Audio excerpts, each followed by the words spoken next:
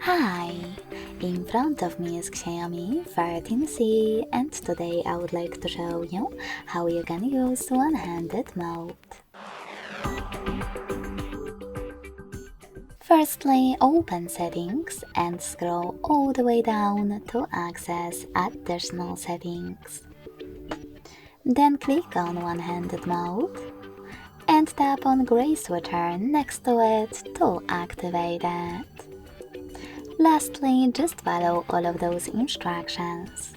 Turn on one-handed mode by swiping left or right from the center of the navigation panel. So when I do that, as you can see, one-handed mode is on.